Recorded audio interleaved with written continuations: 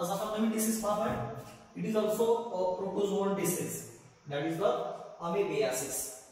आपण प्रोटोझोआ यांच्यापासून होणारा हा दुसरा डिसीज बघतोय. याच्यामध्ये आपण कोणता मलेरिया हा डिसीज पाहिला होता जो प्रोटोझोल या प्रकारच्या पॅथोजनमुळे होतो. तर आज आपल्याला अमेबियासिस हा डिसीज बघायचा आहे. याच्या नावावरूनच आपल्याला लक्षात येईल की याचा पॅथोजन कोण आहे. The pathogen is amoeba. त्या अमिबाचं नाव आहे एंट्या अमिबा हिस्टोलायटिका. लक्षात ठेवायचं अमिबा आहे हा, त्याच्या नावामध्ये अमिबा आहे एंट्या अमिबा. एंट्या फॉर इंटेस्टाइन मध्ये राहणारा अमिबा, म्हणून त्याचं नाव आहे एंट्या अमिबा हिस्टोलायटिका. ओके. तर हा अमिबा हा पॅथोजन अमेबियासिस या डिसीज साठी कारणीभूत होतो.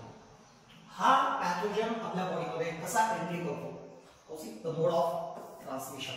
मोड ऑफ ट्रान्समिशन ज्या पर्सनला अमेबियासिस झालेला आहे it is the parasite. Parasite म्हणजे दुसऱ्या ह्युमनच्या कोणत्याही ह्युमनच्या बॉडीमध्ये तो राहू शकतो. ज्या पर्सनला इन्फेक्शन झालेलं आहे अमेबियासिसचं, तर त्या पर्सनला समजा जर उघड्यावर टॉयलेटला बसलेला असेल त्यावेळेस त्याचे जे फिसेस आहेत, स्टूल आहे, त्या फिसेस मध्ये खूप साऱ्या या अमिबाच्या सिस्ट प्रेझेंट असतात. या सिस्ट त्या फिसेस वरून कोणत्या ना कोणत्या मीडियमद्वारे आपल्या फूड पर्यंत ट्रान्सफर होतात. ह्या कशा होतात हे बघा. त्या ठिकाणी हा मला ब्रेड दिसतोय, केक आहे आणि या खूप साऱ्या त्याच्यामध्ये हाऊस फ्लाईज बसलेल्या आहेत. या ज्या हाऊस फ्लाईज आहेत या हाऊस फ्लाईज त्या फिसेसवर बसलेल्या असतात. त्यांच्या पायाला बॉडीला खूप साऱ्या सिस्ट चिकटलेल्या असतात आणि या सगळ्या सिस्ट त्यावेळेस या हाऊस फ्लाईज आपल्या फूडवर येऊन बसतात, त्यावेळेस त्या सिस्ट ट्रान्सफर होतात. आणि अशा प्रकारचं फूड जर कंझ्युम केलं तर ऑब्व्हियसली त्याच्यामध्ये ज्या सिस्ट आहेत त्या सिस्ट आपल्या इंटेस्टाइन मध्ये एंट्री करतात. अशा पद्धतीने हे इन्फेक्शन होतं. त्याचबरोबर कधी कधी गावाकडे किंवा जुन्या काळामध्ये लोक नदीचं पाणी किंवा ओढ्याचं पाणी पित होते. तर अशा वेळेला जे लोक बाहेर शौचास बसतात तर त्यांच्या फिसेस मधले सिस्ट त्या पाण्यामध्ये ट्रान्सफर होतात, पावसामुळे म्हणा किंवा कोणत्याही माध्यमातून म्हणा. आणि अशा प्रकारचं जर पाणी पिण्यामध्ये आलं, ड्रिंक करत आलं, तर आपोआपच त्या सिस्ट त्या दुसऱ्या हेल्दी पर्सनच्या इंटेस्टाइन मध्ये एंट्री करतात. तर हे झालं त्याचं मोड ऑफ ट्रान्समिशन. आता याच्यामध्ये जर आपण हाऊस फ्लाईचा जर रोल बघितला तर तो एका वेक्टर सारखा आहे. परंतु या डिसीजला तुम्ही वेक्टर बॉर्न डिसीज असं म्हणणार का? नाही, हा वेक्टर बॉर्न डिसीज नाही. जरी हाऊस फ्लाईज वेक्टर सारखं काम करत असतात तरी नाही. त्याचं कारण आहे या हाऊस फ्लाईज मेकॅनिकल कॅरियर म्हणून काम करतात, नॉट बायोलॉजिकल. मॉस्किटो मलेरियामध्ये आपण बघितलं होतं की मॉस्किटो हा बायोलॉजिकल कॅरियर आहे, म्हणजे तो जो पॅथोजन आहे प्लाझ्मोडियम आहे तो त्या मॉस्किटोच्या बॉडीमध्ये एंट्री करतो. तसं इथं हे जे सिस्ट आहे एंटॅमिबाचे, हे सिस्ट त्या हाऊस फ्लाईच्या बॉडीमध्ये जात नाही, त्याच्या बॉडीला फक्त चिकटतात आणि ते फक्त त्याला कॅरी करतात. म्हणून it is mechanical carrier. House flies are mechanical carriers. जर प्रश्न आला तर कोणता डिसीज आहे? It is not vector borne disease, it is food borne और water borne disease. Contaminated food, ज्या फूड मध्ये या सिस्ट चिकटलेल्या आहेत किंवा ज्या वॉटर मध्ये त्या सिस्ट प्रेझेंट आहे त्या फूडला आणि वॉटरला आपण कंटॅमिनेटेड म्हणतो. असं कंटॅमिनेटेड फूड आणि वॉटर जर कंझ्युम करण्यात आलं तरच इन्फेक्शन त्या ठिकाणी होतो. ओके, हे झालं त्याचं मोड ऑफ ट्रान्समिशन. आता बघू की या सिस्ट स्टमक मध्ये गेल्यानंतर त्याचं काय होतं. तर या सिस्ट मधून ज्यावेळेस स्टमक मध्ये जातात, स्टमक मध्ये या सिस्टवर कोणताही परिणाम होत नाही. स्टमक मधून दे एंटर इन द इंटेस्टाइन आणि इंटेस्टाइन मध्ये गेल्याच्या नंतर त्या सिस्ट मधून अमिबा छोटे छोटे अमिब्युली म्हणून ते बाहेर पडतात and they start to penetrate the gut lining. त्या गट लाईन मध्ये पेनिट्रेट करायला सुरुवात करतात, उतरायला सुरुवात करतात. आता याच्यामुळे काय होतं, गटची मोटिलिटी वाढते आणि या पर्सनला डायरिया चालू होतो. It is the most important symptom of this disease is diarrhoea and dysentery. Also constipation is same. पोटामध्ये इंटेस्टाइनला उतरल्यामुळे ॲब्डोमिनल पेन असेल, क्रॅम्प्स असतील आणि stools with excess mucus and blood, या कंडिशनला आपण डिसेंट्री म्हणतो. That is the dysentery. Now see the difference between diarrhoea and dysentery. Diarrhoea म्हणजे वॉटरी स्टूल, पाण्यासारखं स्टूल पास होतं, आणि डिसेंट्री म्हणजे watery stool along with mucus and blood. त्या स्टूलमधून ब्लड पण पास होतं आणि म्युकस पण पास होतं. तर या कंडिशनला आपण डिसेंट्री असे म्हणतो. It is a very serious condition of the amoebiasis. अमेबियासिसची एकदम सिरियस कंडिशन आहे.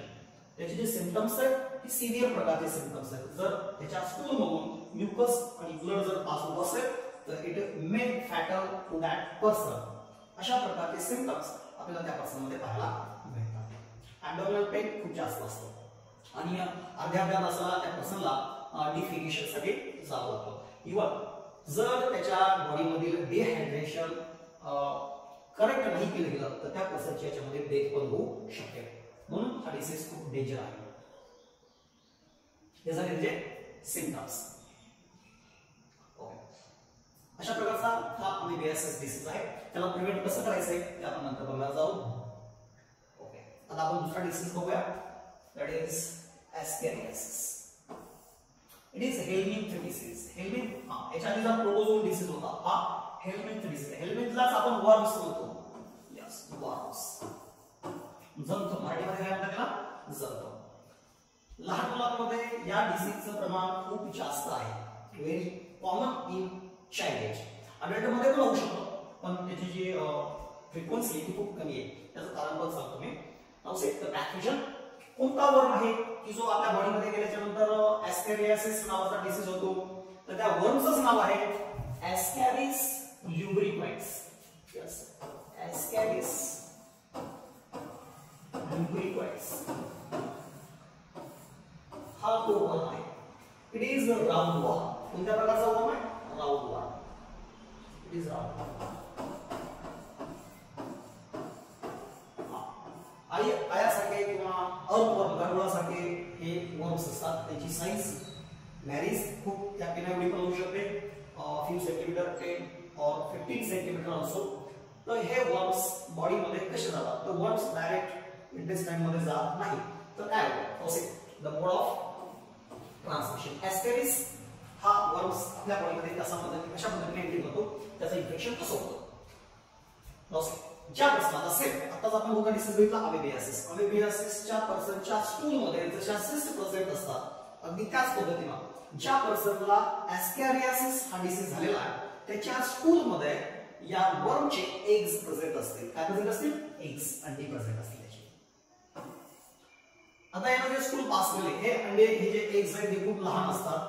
हे सुद्धा मेकॅनिकल कॅरियर म्हणजे हाऊस फ्लाईजद्वारे किंवा वेगवेगळ्या इन्सेक्टद्वारे किंवा कोणत्याही पद्धतीने पाण्यातून वगैरे हे त्या पर्सनच्या फीसेस पासून फूड पर्यंत पोहोचतात. अजून एक हे मेथड आहे. जसं की समजा ज्या पर्सनला इन्फेक्शन झालेलं आहे आणि तो टॉयलेटचा यूज करून आल्याच्या नंतर जर त्याने आपले हात स्वच्छ नाही धुतले गेले आणि तसंच जर फूडला हँडल केलं, फूडचं हँडलिंग केलं तर आपोआपच त्याच्या हाताला चिटकलेले हे एग्स फूडला ट्रान्सपोर्ट होतील आणि अशा पद्धतीने ते फूडमधून दुसऱ्या पर्सनच्या बॉडीमध्ये एंट्री करतील. म्हणजे इट इज ऑल्सो द फूडबॉर्न और वॉटरबॉर्न डिसीज. हा सुद्धा एक फूडबॉर्न किंवा वॉटरबॉर्न डिसीज आहे. सिम्पटम्स. आता हे एग्स स्टमक मध्ये गेल्यानंतर स्टमक मधून ते इंटेस्टाइन मध्ये जातात. एकदम महत्त्वाची लक्षात घ्या. हा पर्सन दिसतोय मला, हा यानं पुढ्यावर शौचास बसलेला स्टूल पास केलेले, तर त्याच्या फीसेस मध्ये खूप सारे एग्स प्रेझेंट आहेत. हे एग्स कोणत्या ना कोणत्या माध्यमातून फूडवर ट्रान्सफर होतात आणि फूड मधून दुसऱ्या पर्सनच्या बॉडीमध्ये ते एंटर करतात. बॉडीमध्ये गेल्यानंतर ते enter in the small intestine. Where? Small intestine मध्ये जातील, लहान आतड्यामध्ये जातील. स्मॉल इंटेस्टाइन मध्ये गेल्यानंतर त्या एग्सचं हॅचिंग होतं. त्याच्यामधून छोटे छोटे छोटे छोटे वर्म्स बाहेर पडतात.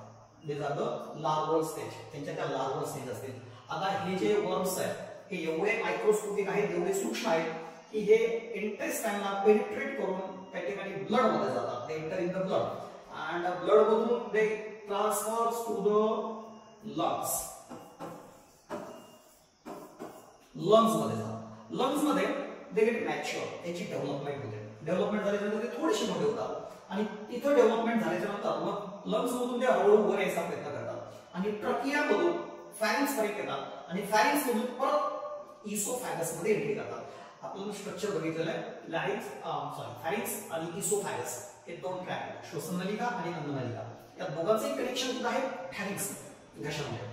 तर तिथपर्यंत हे वर्म्स येतात आणि तुम्ही इसोफॅगस मध्ये एंट्री करतात. इसोफॅगस मध्ये गेल्यानंतर ते परत स्टमक परत इंटेस्टाइन असे येतात. ओके, आधी इंटेस्टाइन मध्येच होते, परत प्रवास करून लंग्स मध्ये राहून काही दिवस परत इंटेस्टाइन मध्ये येतात आणि now they get mature and become adult. आता ते इंटेस्टाइन मध्ये अडल्ट होतात, त्यांची साईज वाढते. तिथे त्यांना सगळ्या प्रकारचं प्रोटेक्शन, फूड त्यांच्या लाईफसाठी त्यांना सगळ्यासाठी सगळी जी सुटेबल कंडिशन आहे ती त्या पर्सनच्या स्मॉल इंटेस्टाइन मध्ये त्यांना अवेलेबल होते आणि त्याच्यामुळे त्याची साईज वाढत जाते, ते मोठे होतात. and male and female worms are the different, male आणि female इथं different आहे.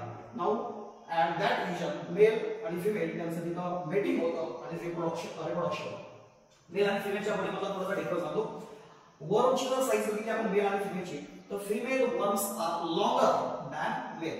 मेलची लेंथ ही छोटी असेल, ते शॉर्ट असते, आणि female worms are long. Okay, mating झालं, रिप्रोडक्शन झालं. Now female gives eggs. आता ही फिमेल खूप सारे अंडे देते आणि हे सगळे एग्स त्या पर्सनच्या इंटेस्टाइन मधून, त्याच्या स्टूल मधून बाहेर पडतील. लाईक दॅट पर्सन परत हे एग्स नाले त्याच्या स्टूल मधून परत दुसऱ्या पर्सनच्या फूड मधून, आणि परत त्याला इन्फेक्शन. अशा प्रकारची ही लाईफ सायकल या ॲस्कॅरिस वर्मच्या बाहेर पडते. आता हा ॲस्कॅरिस वर्म आपल्या बॉडीमध्ये एंट्री कसा करतो, त्याची लाईफ सायकल आपण बघितली. Now see the symptoms. आता सिम्पटम्स बघून घ्या. लक्षणं काय आहेत या डिसीजची अर्थातच तुम्ही पण सांगू शकता. जसं की सुरुवातीला ते इंटेस्टाइन मध्ये जातात. इंटेस्टाइन मध्ये गेल्यानंतर एग्स मधून बाहेर पडतात. इंटेस्टाइनला पोटाला पेनिट्रेट करायला सुरुवात होतात. They get enter in the blood. तर इथं इंटरनल ब्लिडिंग हा प्रकार पाहायला भेटतो. त्याच्या इंटेस्टाइन मधून ब्लिडिंग होऊ शकतो. They get transfers to the lungs, म्हणजे ते ब्लड मध्ये एंट्री करतात. त्यामुळे मस्कुलर पेन, फीवर, ब्लड मध्ये गेल्यानंतर कोणताही पॅथोजन जर ब्लड मध्ये गेला तर सगळ्यात पहिलं लक्षण कोणतं जर असेल तर दॅट इज द फीवर, ताप असेल. एनिमिया जर काय, हे वर्म्स इंटेस्टाइन मध्ये राहून त्या पर्सनला घेतलेले जे फूड आहे त्या फूडचं व्यवस्थित ऍब्सॉर्प्शन, डायजेशन होऊ देत नाही. परिणामी त्या पर्सनला डेफिशियन्सीज होतात खूप साऱ्या, आणि त्याचा परिणाम म्हणून एनिमिया होतो. एनिमिया म्हणजे एचबीचं प्रमाण कमी असतं. And blockage of intestinal passage, it is the last stage. आता हे वर्म्स इतके जास्त होतात कधी त्यांची साईज एवढी जास्त वाढते की इंटेस्टाइनला ते इतक्या त्या भेडो तयार करतात आणि इंटेस्टाइनला ब्लॉक करतात. आता तो पर्सन फूड कंझ्युम करतोय, पण ते फूड पुढे पास होत नाही, ते तिथंच फस्त केलं जातं, तिथंच अडवलं जातं. मग अशा वेळेला ॲब्डोमिनल डिस्टेन्शन म्हणजे पोट फुगणे, पोटात जास्त दुखणे अशी कंडिशन निर्माण होते. आणि त्या स्टेजला त्या पर्सनचं, त्या चाइल्डचं ऑपरेट करावं, सर्जरी करावं, त्याने सर्जरी करून ते वर्म्स काढून टाकले जातात. या चित्रामध्ये सर्जरीद्वारे त्याच्या इंटेस्टाइन मध्ये काढलेले हे वर्म्स आहेत. हे वर्म्स खूप मोठे मोठे दिसत आहेत. मी म्हटलं याची लांबी जवळपास 10-10 सेंटीमीटर पर्यंत पण असू शकते. जसं मॅगी असतं, मॅगी सारखे हे वर्म्स दिसतात. तर हे वर्म्स त्या इंटेस्टाइन मधून काढल्याच्या नंतर परत त्याचं जे शी आहे इंटेस्टाइन आहे ते मग आपल्याला त्या ठिकाणी फूड पास करण्यासाठी सोपं जातं. अशा पद्धतीने हे सिम्पटम्स आहेत. त्याच्यामध्ये fever, anaemia, blockage of intestinal passage, अजून एक लंग्स मध्ये ट्रान्सफर होतात. त्याच्यामुळे रेस्पिरेटरी सिस्टीमशी संबंधित काही सिम्पटम्स सुद्धा पाहायला भेटू शकतात. मी आता सांगितलं की ते लार्वल स्टेज मधून ब्लड मध्ये जातात, ब्लड मधून लंग्स मध्ये जातात, लंग्स मधून परत इंटेस्टाइन मध्ये येतात. तर ते लंग्स मधून इंटेस्टाइन मध्ये येत असताना खोकला किंवा रेस्पिरेटरी सिस्टीमशी संबंधित जसे की डिफिकल्टी इन ब्रीथिंग हे काही सिम्पटम्स त्याच्यामध्ये दिसू शकतात. These are the symptoms of the disease Ascariasis, which is caused due to the worm Ascaris lumbricoides. Yes, this is समजलं ना?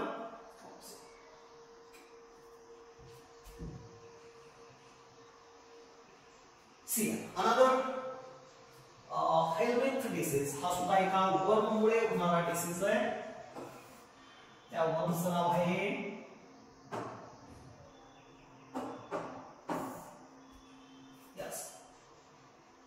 फिलेरियल वर्म, आणि त्या डिसीजला आपण काय म्हणतो फिलेरियासिस.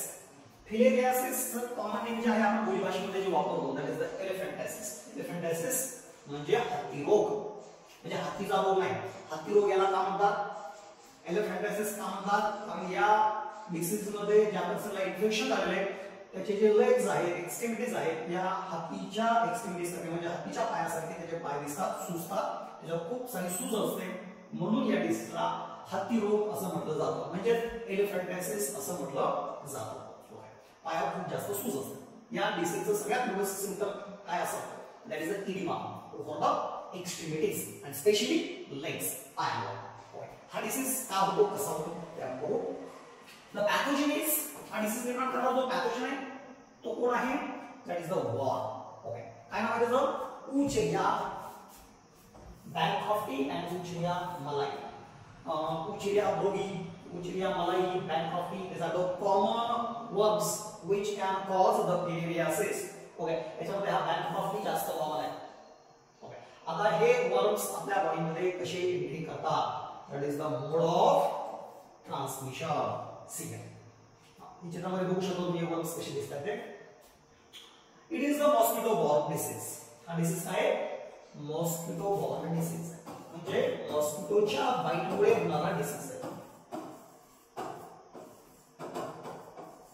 जसा याच्या आधी आपण कोणता बघितला मलेरिया. सेम मलेरिया प्रमाणे या डिसीजचं इन्फेक्शन होतं. मलेरियामध्ये आपण पाहिलं होतं की कोणता मॉस्किटो चावल्यामुळे मलेरिया होतो that is the female anopheles mosquito. Filariasis मध्ये म्हणजे एलिफंटायसिस मध्ये जो मॉस्किटो आहे तो आहे culex. That is the female culex. मी आधी पण सांगितलं होतं मेल मॉस्किटो सहसा बाईट करत नाही, ते चावत नाही, गरीब असतात ते जरा. कोण चावत असतात फिमेल मॉस्किटोज फक्त बाईट करत असतात. फिमेल क्युलेक्स हे नाव तुम्हाला लक्षात ठेवायचं आहे. मी तुम्हाला 3 मॉस्किटोची नावं सांगितलेली आहेत. पहिला एनोफिलिस, दुसरा क्युलेक्स आणि तिसरा इडिस. ते आपण डेंग्यू मध्ये बघणार इडिस नावाचा मॉस्किटो. ते क्युलेक्स नावाच्या मॉस्किटोच्या बाईटमुळे हे इन्फेक्शन होतं. आता इन्फेक्शन कसं होतं बघा. ज्या पर्सनला हा डिसीज झालेला त्या पर्सनला जर एक नॉर्मल फिमेल क्युलेक्स मॉस्किटोने बाईट केलं तर त्या ब्लड मधून खूप सारे मायक्रोफिलॅरी, काय आपण त्यांना मायक्रोफिलॅरी ही सक करते. हे मायक्रोफिलॅरी त्या मॉस्किटोच्या बॉडीमध्ये जातात, त्याच्या ब्लडमध्ये जातात आणि दे गेट मॅच्युअर. त्याच्या 3 स्टेज बाईटच्या त्या मॉस्किटोच्या बॉडीमध्ये पार होतात. टोटल 5 स्टेज असतात. 3 स्टेज त्या मॉस्किटोच्या बॉडीमध्ये पार होतात. या तिसऱ्या स्टेजला ती फिमेल क्युलेक्स मॉस्किटो ज्यावेळेस दुसऱ्या एखाद्या हेल्दी पर्सनला बाईट करते, त्याचा ब्लड सक करते, त्यावेळेस ही 3rd स्टेज त्या वर्मची लार्वाची त्याच्या ब्लड मध्ये इंजेक्ट केली जाते. Now this worm enters into the another person, healthy person. त्याची साईज खूप लहान असते. ज्यावेळेस तो एका मॉस्किटो मधून एका पर्सनच्या बॉडीमध्ये एंट्री करतो. मायक्रो म्हणजे तुमच्या लक्षात येते एकदम सूक्ष्म असतात ते. आता त्याच्या ब्लड मध्ये गेल्यानंतर लगेच त्याला साईन सिम्पटम दिसत नाही. त्याच्या ब्लड मध्ये त्याच्या स्किनच्या खाली हे जे फिलॅरी आहेत मायक्रोफिलॅरी ते खूप दिवस तिथे राहतात. जवळजवळ 1 वर्षांपर्यंत ते तिथे राहतात आणि त्याची साईज वाढत जाते. दे गेट मॅच्युअर. त्यांची 4थी 5वी स्टेज तिथं त्या ह्युमनच्या बॉडीमध्ये सहसा लिम्फॅटिक सिस्टीम किंवा स्किनच्या खाली अंडर द स्किन या रिजन मध्ये ते राहतात. लिम्फॅटिक सिस्टीम मध्ये जास्त करून पाहायला भेटतात. तर तिथे ते राहतात 1 वर्षांपर्यंत राहतात, मॅच्युअर होतात, मोठे होतात आणि रिप्रोडक्शन करतात. त्यांची साईज वरचीवर आतमध्ये वाढत जाते and the symptoms are seen after few days. The symptom is now symptoms. The most typical characteristic symptom is the swelling or edema over the legs. See, filarial worms live in lymphatic vessels. Where are they? Lymphatic vessels मध्ये आणि specially कुठे lower legs मध्ये. Okay, त्याचं location मी सांगतो तुम्हाला. Lower legs, year and breast. Female जर असेल तर ब्रेस्ट आणि मेल जर असेल तर त्याच्या स्क्रॉटम मध्ये. आता याच रिजन मध्ये का, कारण या पार्ट मध्ये बॉडीच्या टेम्परेचर पेक्षा थोडंसं टेम्परेचर कमी असतं. म्हणजे थोडं कमी टेम्परेचर पाहिजे बॉडी टेम्परेचर पेक्षा. थंड बॉडीमध्ये ज्या ठिकाणी थंड असेल, कमी टेम्परेचर असेल ते तिथे हे इझिली राहू शकतात. हे त्यांच्यासाठी फेवरेट आहे. पायाचं टेम्परेचर बघा कधी थंड असतात पाय. त्याच्यामुळं हे सहसा लोअर लेग्स मध्ये स्क्रॉटम मध्ये सुद्धा आपण बघितले की 2 डिग्री सेल्सिअस बॉडी टेम्परेचर पेक्षा 2 डिग्री सेल्सिअस टेम्परेचर काय असतं कमी असतं. इयर लोब्स अशा ठिकाणी ते लोकेट करतात. म्हणून specially lower legs. It causes chronic inflammation. Chronic means खूप दिवस हळूहळू सावकाश हे इन्फेक्शन झालेलं असतं. ते स्किनच्या खालचा जो टिश्यू आहे त्याचं ते इन्फ्लेमेशन चालू करतात. लिम्फॅटिक सिस्टीमचं इन्फ्लेमेशन होतं आणि ऑर्गनची साईज खूप मोठी दिसायला लागते.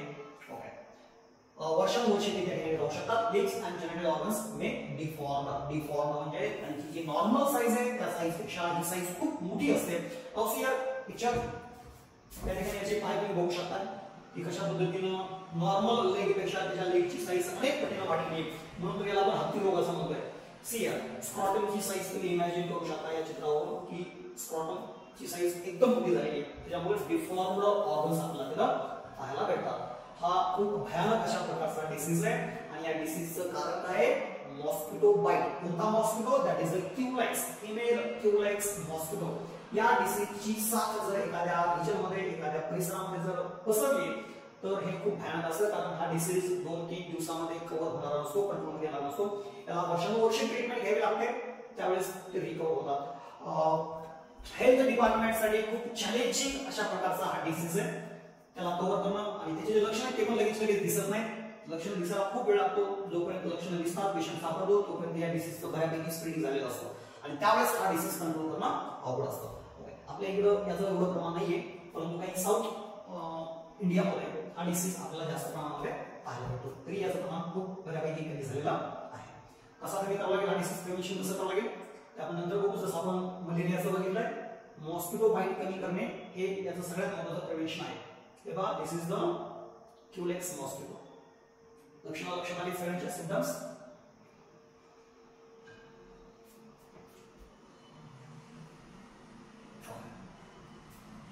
एक आपण